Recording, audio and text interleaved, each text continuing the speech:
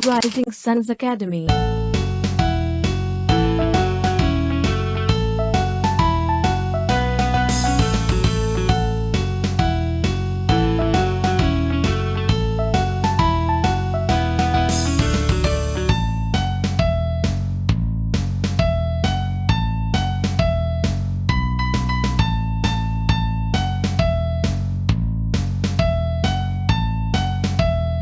दोस्तों आज है दिन रविवार और हम आज के दिन करेंगे करंट अफेयर का रिवीजन। पूरे वीक के करंट अफेयर का रिवीजन हम करने वाले हैं। 16 मई से लेकर 22 मई तक के करंट अफेयर का रिवीजन होने वाला है, तो पूरा वीडियो ध्यान से देखें, वीडियो के लास्ट तक बने रहें। मैं दिव्या आप सभी के साथ जुड़ी हूँ करंट अफेयर के सेशन में। So let's crack all the exam आसानी से। आइए देखते हैं आज का करंट अफेयर। और हाँ दोस्तों, अगर आप पहली बार चैनल पर आए हैं तो सबसे पहले कर लें चैनल को सब्सक्राइब, साथ ही साथ करते हैं बेल आइकन को प्रेस, ताकि जो भी नया वीडियो है उसका नोटिफिकेशन आपको मिल जाए। आइए चलिए स्टार्ट करते हैं। सबसे पहले देखेंगे हम मई महीने के महत्वपूर्ण दिवस। 1 मई को मनाते हैं विश्व श्रमिक दिवस। इसे ही कह दिया जाता है अंतर्राष्ट्रीय मजदूर दिवस। तो विश्व श्रमिक दिवस पूछ लिया जाए या फिर अंतर्राष्ट्रीय मजदूर दिवस पूछ लिया जाए, कब मनाते हैं? 1 मई को मनाते हैं। 3 मई को मनाते हैं विश्व प्रेस स्वतंत्रता सूचकांक, वर्ल्ड प्रेस फ्रीडम डे। 8 मई को मनाया जाता है विश्व प्रवासी पक्षी दिवस। 8 मई के दिन ही मनाते हैं विश्व रेड क्रॉस दिवस। और 11 मई को मनाते हैं नेशनल प्रौद्योगिकी दिवस, राष्ट्रीय प्रौद्योगिकी दिवस। और 12 मई को मनाते हैं विश्व नर्स दिवस, वर्ल्ड नर्स डे। ठीक है, आइए देखते हैं आगे के दिवस। 15 मई को क्या मनाते हैं? विश्व परिवार दिवस। 17 मई को मनाया जाता है विश्व दूरसंचार दिवस। 18 मई को मनाते हैं विश्व संग्रहालय दिवस। और 22 मई को मनाते हैं जैविक विविधता दिवस। मोस्ट इम्पॉर्टेंट डे है, वन डे एग्जाम का फेवरेट क्वेश्चन है। तो फेवरेट क्वेश्चन है ये, आपको नोट कर लेना है, बहुत अच्छे से याद कर लेना है। 22 मई क्या मनाते हैं? जैविक विविधता दिवस। बहुत अच्छे से याद कर लें, स्टार मार्क लगा लें। इसके बाद 29 मई यानी कि 29 मई को मनाया जाता है माउंट एवरेस्ट दिवस। और 31 मई को मनाते हैं विश्व तंबाकू रोधी दिवस। ये भी बहुत इंपॉर्टेंट डे है, मोस्ट इम्पॉर्टेंट डे है। 31 मई फेवरेट क्वेश्चन है एग्जामिनर्स का, बहुत पूछा जाता है एग्जाम में, तो ये भी बहुत अच्छे से आपको याद कर लेना है। ठीक है, अच्छा 22 मई को मनाते हैं जैविक विविधता दिवस। और 22 अप्रैल को क्या मनाया जाता है? क्या याद है आप सभी को? 22 अप्रैल को हमने क्या मनाया था? वर्ल्ड अर्थ डे, विश्व पृथ्वी दिवस, वर्ल्ड अर्थ डे। और 22 मार्च को क्या मनाया था? 22 मार्च को मनाते हैं जल दिवस, विश्व जल दिवस। तो ये भी याद रखना है, वाटर डे, पृथ्वी डे और जैव विविधता दिवस। ठीक है, मार्च अप्रैल मई, तीनों महीनों के 22 तारीख आपको याद कर लेनी है अच्छे से। तो दोस्तों ये थे मई महीने के महत्वपूर्ण दिवस, जो कि सभी वनडे एग्जाम, आप किसी भी एग्जाम की तैयारी कर रहे हो, सबके लिए इम्पोर्टेंट है, तो आपको बहुत अच्छे से याद कर लेने हैं राष्ट्रीय और अंतर्राष्ट्रीय दिवस। आइए देख लेते हैं करंट अफेयर। हम रिवीजन करने वाले हैं 16 मई से लेकर 22 मई तक का जो करंट अफेयर है उसका। ठीक है, हमारा पहला प्रश्न है, खेल मंत्रालय ने खिलाड़ियों के लिए पंडित दीनदयाल उपाध्याय राष्ट्रीय कल्याण योजना के तहत पूर्व एशियाई जो स्वर्ण पदक विजेता खिलाड़ी हैं जोसेफ जेम्स, तो इनके लिए कितने रुपए की सहायता राशि की घोषणा की है? तो खेल मंत्रालय के द्वारा की गई ये घोषणा 2,50,000 रुपए की सहायता राशि इनको दी जाएगी। किस योजना के तहत? पंडित दीनदयाल उपाध्याय राष्ट्रीय कल्याण योजना के तहत। नाम याद रख लीजिए आप, किनको मिलेगी? जोसेफ जेम्स, ये पूर्व एशियाई खिलाड़ी हैं, स्वर्ण पदक विजेता है। इसके बाद अगला प्रश्न है, विश्व एड्स वैक्सीन दिवस, वर्ल्ड एड्स वैक्सीन डे किस दिन मनाते हैं? 18 मई को मनाते हैं। इसके बाद अगला प्रश्न है, कोरोना वायरस के खिलाफ जंग में निर्णायक भूमिका निभाने के लिए किस संगठन की ओर से anti Covid medicine 2 DG launch कर दी गई है? तो ये की है डीआरडीओ ने launch, anti Covid medicine 2 DG है, इसको डीआरडीओ ने लॉन्च किया है। डीआरडीओ ने हैदराबाद की एक संस्था के साथ मिलकर इसको बनाया है। डीआरडीओ की स्थापना की डेट याद कर लीजिए, कब हुई थी? 1958 में। बहुत इंपॉर्टेंट है, ये बहुत पूछी जाती है, तो आपको बहुत अच्छे से याद कर लेना है। इसके साथ ही याद कर लीजिए इसरो की डेट। इसरो क्या है? भारत के अंतरिक्ष एजेंसी है, और इसकी स्थापना हुई थी 15 अगस्त 1969 में। ये बहुत इंपॉर्टेंट है, ये भी बहुत पूछी जाती है, तो बहुत अच्छे से याद कर लें आप। नेक्स्ट देख लेते हैं, अगला है, संयुक्त राष्ट्र जलवायु परिवर्तन सम्मेलन के लिए किस देश ने प्रख्यात प्राकृतिक इतिहासकार सर डेविड एटनबरो को COP26 पीपल्स एडवोकेट्स नामित किया है? तो ये किया है ब्रिटेन ने। संयुक्त राष्ट्र जलवायु परिवर्तन सम्मेलन के लिए इनको COP26 पीपल एडवोकेट नामित किया गया है सर डेविड एटनबरो। ठीक है, ये ब्रिटेन के हैं, प्राकृतिक इतिहासकार हैं। ठीक है, आइए देखते हैं अगला प्रश्न। अगला प्रश्न है, राज्यसभा सांसद राजीव सातव का 16 मई 2021 को कोरोना से निधन हो गया। ये किस राजनीतिक दल से बिलोंग करते थे? तो ये कांग्रेस के सदस्य थे, इनकी पार्टी का नाम था कांग्रेस। नेक्स्ट है, पूर्व रक्षा राज्य मंत्री और भाजपा के किस वरिष्ठ नेता का लंबी बीमारी के चलते निधन हो गया? चमन लाल गुप्ता का, और ये जम्मू कश्मीर से बिलोंग करते थे। इनका जन्म जम्मू कश्मीर से हुआ था, जम्मू कश्मीर में हुआ था, और ये भाजपा पार्टी से बिलोंग करते थे तथा जम्मू कश्मीर में ये भाजपा के राष्ट्रीय अध्यक्ष भी रह चुके हैं, चमन लाल गुप्ता। तो इनकी पार्टी याद रखनी है, किस पार्टी के चमन लाल गुप्ता? भाजपा के। और ये राजीव सातव कहाँ के हैं? कांग्रेस से। नेक्स्ट देख लेते हैं। अगला है, नए निर्देशों के अनुसार कोविडशील्ड वैक्सीन की दूसरी खुराक अब कितने दिनों बाद दी जाएगी? तो ये दी जाएगी 84 दिनों के बाद। अभी कितने दिन बाद दी जाती थी? अभी 30 से 45 दिन के बाद दी जाती थी, और अब इसकी समय सीमा बढ़ा के कर दी गई है 84 दिन। ध्यान देना है कि दूसरी खुराक की बात हो रही है। कोविडशील्ड और कोवैक्सीन, ये दो वैक्सीन का यूज़ भारत में किया जा रहा है, अभी किया जा रहा है ना। तो कोविडशील्ड दी जाती थी, इसकी दूसरी खुराक 30 से 45 दिन के बाद दी जाती है, और कोवैक्सीन की दूसरी खुराक 30 दिन बाद दी जाती है। तो कोविडशील्ड की समय सीमा बढ़ा के कर दी गई है 84 दिन। ठीक है, तो ये आपको याद रखना है। अच्छा, कोविडशील्ड का निर्माण किसने किया है? तो इसका निर्माण किया है सीरम इंस्टीट्यूट ने ऑक्सफोर्ड यूनिवर्सिटी के साथ मिलकर। और भारत में सीरम इंस्टीट्यूट का जो मुख्यालय है वो है पुणे में, महाराष्ट्र का पुणे शहर, और वहीं पर इस वैक्सीन का निर्माण होता है। इसके अध्यक्ष कौन है? पुणे वाला जी। तो ये भी आपको याद रखना है। अच्छा, कोवैक्सीन का निर्माण कौन सी कंपनी करती है? तो कोवैक्सीन का निर्माण है भारत की कंपनी है भारत बायोटेक, इसके द्वारा कोवैक्सीन का निर्माण किया जाता है, ये भी याद रखना है। अच्छा, इन दोनों वैक्सीन के अलावा भारत में कुछ अन्य वैक्सीन भी है जिनका उपयोग किया जा रहा है, जैसे कि रूस से आई हुई स्पुतनिक 5 वैक्सीन, इसका उपयोग कर रहे हैं। इसके अलावा अमेरिका की मॉडर्ना वैक्सीन, इसका उपयोग भी भारत में किया जा रहा है। तो इन सभी वैक्सीन के नाम आपको याद रखने हैं। आइए देखते हैं अगला प्रश्न। अगला है, आंध्र प्रदेश सरकार ने कोरोना की वजह से अनाथ बच्चों के लिए कितने लाख रुपए की देने की घोषणा की है? तो ये की है 10 लाख रुपए की, और ये 10 लाख रुपए इन बच्चों को FD के रूप में दिए जाएंगे, यानी कि फिक्स्ड डिपॉजिट सावधि जमा के रूप में इन बच्चों के नाम पर ये रुपए जमा रहेंगे। और इस FD पर हर महीने जो ब्याज आएगा वो इन बच्चों को दिया जाएगा, या फिर इन बच्चों के जो रखवाले होंगे, जो देखभाल करने वाले होंगे, या फिर जो अभिभावक होंगे उनको दिया जाएगा। तो इस FD का जो ब्याज होगा वो बच्चों को हर महीने मिलेगा, लेकिन जो FD की रकम है यानी कि जो 10 लाख रुपए हैं, ये बच्चों को 25 वर्ष आयु पूरी कर लेने के बाद ही दिए जाएंगे। ठीक है ना, तो ये आपको याद रखना है। कहाँ की सरकार दे रही है? आंध्र प्रदेश की सरकार दे रही है। और ऐसे बच्चों को जिनने अपने माता पिता को कोरोना की वजह से खोया है, उनके लिए ये मदद राशि दी जाएगी। आइए देखते हैं अगला प्रश्न। अगला प्रश्न है, ईरान ने हाल ही में फरजाद बी गैस परियोजना से किस देश को बाहर किया है? ऑप्शन राइट है आपका भारत। तो फरजान बी गैस परियोजना भारत के हाथ में थी, इसका ठेका पहले भारत के पास था। भारत की एक कंपनी है ONGC कंपनी ने यहाँ पर जो गैस प्लांट है उसकी खोज की थी ईरान में, और इसका ठेका अब ईरान की एक लोकल स्थानीय कंपनी है उसके नाम चला गया, उसको दे दिया गया है। अब भारत इस परियोजना को नहीं चलाएगी। यहाँ पर जो फरजाद की गैस प्लांट है, यहाँ पर गैस का जो उत्पादन होना था वो अब भारत की कंपनी के द्वारा नहीं किया जाएगा, ईरान की स्थानीय कंपनी करेगी। तो इससे ईरान ने कर दिया है भारत को बाहर।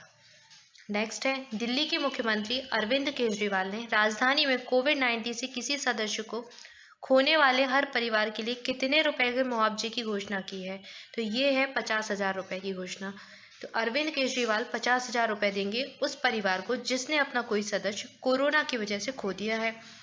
आंध्र प्रदेश की सरकार कितनी? 10 लाख रुपए के फिक्स्ड डिपॉजिट देगी अनाथ बच्चों को, और दिल्ली के मुख्यमंत्री देंगे जिन परिवार में किसी सदस्य की मृत्यु हो गई उनको 50,000 रुपए की मुआवजे की राशि। ठीक है, तो ये आपको याद रखना है। अगला देखते हैं। अगला प्रश्न है, श्रीलंका दौरे के लिए भारतीय क्रिकेट टीम के मुख्य कोच कौन नियुक्त हुए हैं? तो ये नियुक्त हुए हैं राहुल द्रविड़, श्रीलंका दौरे के लिए भारतीय क्रिकेट टीम के मुख्य कोच। नेक्स्ट है, सुप्रीम कोर्ट कॉलेजियम ने किसे इलाहाबाद हाई कोर्ट के मुख्य न्यायाधीश के तौर पर नियुक्त करने की सिफारिश की है? तो ये किया गया है जस्टिस संजय यादव को इलाहाबाद हाई कोर्ट का मुख्य न्यायाधीश नियुक्त किया जाएगा। नेक्स्ट है, प्रधानमंत्री नरेंद्र मोदी ने गुजरात के चक्रवात ताउते से प्रभावित इलाकों में राहत और पुनर्वास के लिए कितने करोड़ रुपए की वित्तीय सहायता का ऐलान किया है?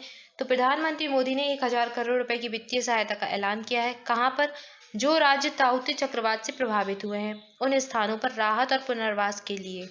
ठीक है, सभी जानते हैं कि अभी ताउते चक्रवात से भारत के जो तटीय राज्य हैं वो प्रभावित रहे और गुजरात के चक्रवात ताउते चक्रवात से बहुत अधिक प्रभावित रहा। तो यहाँ पर जो राहत और पुनर्वास के कार्य चलाए जाएंगे उनके लिए 1000 करोड़ रुपए की वित्तीय सहायता दी जाएगी।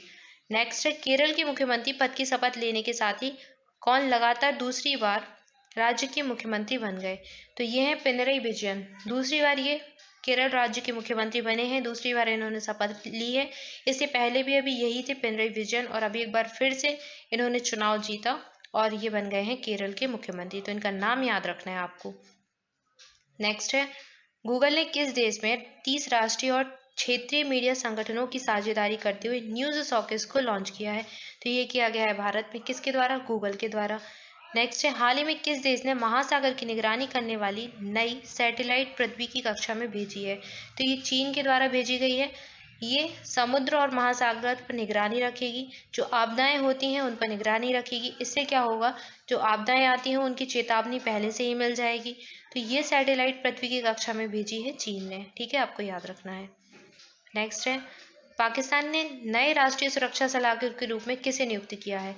ये हुए हैं मोहित यूसुफ, पाकिस्तान के नए राष्ट्रीय सुरक्षा सलाहकार बन गए हैं। नेक्स्ट है, भारतीय चिकित्सा अनुसंधान परिषद यानी कि ICMR ने कोविड-19 की टेस्टिंग के लिए किसे होम टेस्टिंग किट के रूप में मंजूरी प्रदान कर दी है? तो यह है कोविसेल्फ। कोविसेल्फ एक होम टेस्टिंग किट है, ठीक है, कोविड-19 की। तो अब घर रहकर ही सभी व्यक्ति अपने कोविड-19 की टेस्टिंग कर पाएंगे। कोविसेल्फ नाम की एक होम टेस्टिंग किट के लिए मंजूरी मिल चुकी है। किससे? ICMR से। नेक्स्ट लिख लेते हैं। अगला प्रश्न है, माली के प्रधानमंत्री के रूप में फिर से कौन नियुक्त हुए हैं? तो ये हुए हैं मोक्तर ओउने। माँ से मोक्तर, माँ से माली, याद कर लीजिए, इजली याद हो जाएगा। प्रधानमंत्री बने हैं यहाँ के प्राइम मिनिस्टर। इससे पहले भी यही थे और एक बार फिर से ये नियुक्त हो गए हैं।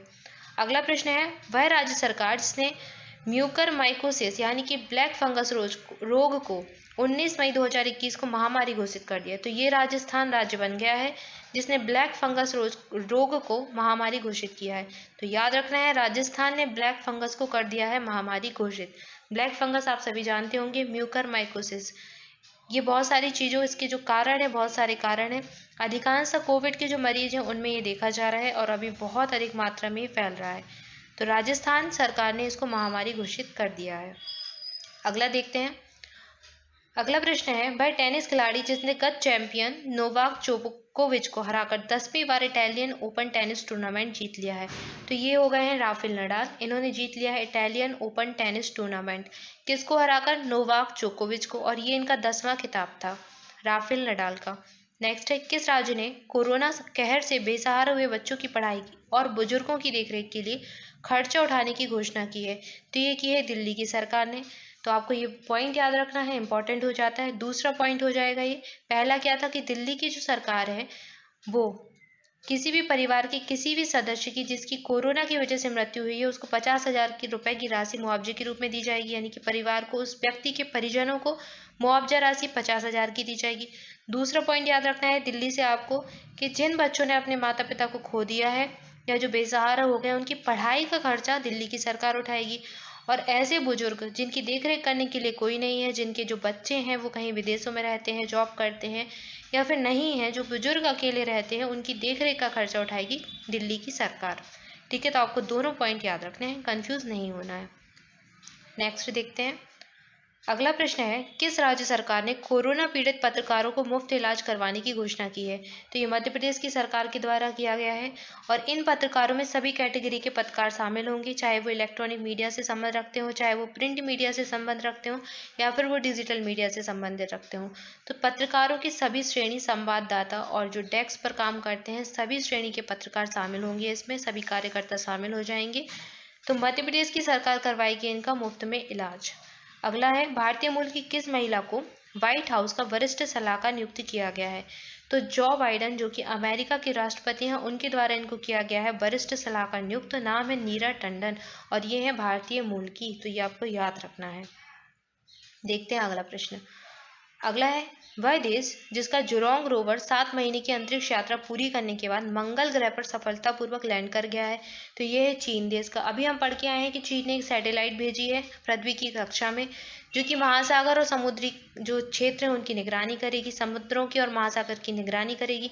और दूसरा प्रश्न ये है कि जुरोंग नाम का रोवर 7 महीने की अंतरिक्ष यात्रा पूरी करने के बाद मंगल ग्रह पर लैंड कर चुका है। तो आपको याद रखना है जुरोंग नाम का रोवर मंगल ग्रह पर पहुंच चुका है। कहाँ का है ये? चीन का है। इससे पहले अमेरिका का यानी कि नासा का रोवर परसेवरेंस मंगल के ग्रह पर है, यानी कि मंगल की कक्षा में है, मंगल पर ही है, अभी ये काम कर रहा है। और अभी यहाँ से इसने तस्वीरें भी भेजी थी चट्टानों की, आपको याद होगा, मैंने आपको पढ़ाया भी था। दूसरा देश चीन बन गया है जिसने मंगल ग्रह पर सफलतापूर्वक लैंडिंग की है। ठीक है, तो आपको याद रखना है जुरोंग रोवर इसका नाम है। इस रोवर का नाम क्या है? जुरोंग। और नासा के रोवर का नाम क्या है? परसेवरेंस। ठीक है, याद रखिए। अगला प्रश्न मोस्ट इंपॉर्टेंट वनडे एग्जाम का फेवरेट क्वेश्चन, मिस यूनिवर्स 2020 का खिताब अपने नाम किसने किया है? तो ये है एंड्रिया मेजा और ये कहाँ की है? मैक्सिको की। मेजा मैक्सिको मिस यूनिवर्स। ठीक है, याद रखिए। 2020 का खिताब जीता है इन्होंने, मैक्सिको की है ये। कर्नाटक के मुख्यमंत्री BS येदियुरप्पा ने कोविड के कारण लॉकडाउन लगाए जाने से हुए नुकसान के लिए कितने करोड़ रुपए की राहत पैकेज की घोषणा की है? तो ये की है 1250 करोड़ रुपए का राहत पैकेज की घोषणा किसने? कर्नाटक के मुख्यमंत्री BS येदियुरप्पा ने। अगला देखते हैं। नेक्स्ट निधन से संबंधित प्रश्न है, इंडियन मेडिकल एसोसिएशन IMA के पूर्व अध्यक्ष और पद्मश्री सम्मानित किस डॉक्टर का कोरोना संक्रमण की वजह से निधन हो गया? यह है KK Agarwal. Doctor KK Agarwal का निधन हो गया है और ये पद्मश्री सम्मान से सम्मानित थे। इनको BC रॉय अवार्ड से भी सम्मानित किया जा चुका था। नेक्स्ट है, कोरोना संक्रमण के चलते भारत की किस पूर्व तेज गेंदबाज का हाल ही में निधन हो गया है? तो ये है राजेंद्र सिंह जडेजा, पूर्व तेज गेंदबाज थे, इनका निधन हो गया है कोरोना संक्रमण के चलते। ठीक है, तो ये नाम भी आपको याद रखना है। किससे संबंधित थे? आपसे प्रश्न पूछा जा सकता है कि राजेंद्र सिंह जडेजा किस क्षेत्र से संबंध रखते हैं? तो ये क्रिकेट क्षेत्र से संबंध रखते हैं। किससे? क्रिकेट क्षेत्र से, याद रखिए आप। इसके बाद अगला प्रश्न है, हाल ही में राजस्थान के किस पूर्व मुख्यमंत्री का कोरोना की चपेट में आने से 93 वर्ष की उम्र में निधन हो गया है? तो राजस्थान के पूर्व मुख्यमंत्री थे ये जगन्नाथ पहाड़िया, इनका भी अभी हाल ही में निधन हो गया है। आइए देख लेते हैं हम अभी रिसेंट में हुए चुनाव। इन 5 राज्यों में अभी चुनाव हुए और यहाँ पर हुए हैं मुख्यमंत्रियों की नियुक्ति। नए नए मुख्यमंत्री बने हैं, इनके नाम इंपॉर्टेंट है आपके लिए, एक बार देख लेते हैं। असम राज्य में मुख्यमंत्री बने हैं हेमंत बिस्वा शर्मा, इन्होंने हाल ही में मुख्यमंत्री पद की शपथ ली। तमिलनाडु में श्री MK स्टालिन। केरल के बने हैं श्री पिनरई विजयन, इनका नाम तो आज ही हमने पढ़ा। पुडुचेरी में बने हैं श्री N रंगास्वामी और पश्चिम बंगाल में मुख्यमंत्री पद की शपथ ली है ममता बनर्जी ने।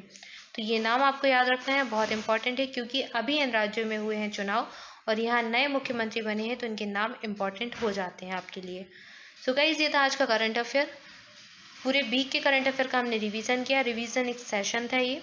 Thank you for watching this video. आप सभी अपने घर पर रहें, सुरक्षित रहें और पढ़ाई करते रहें।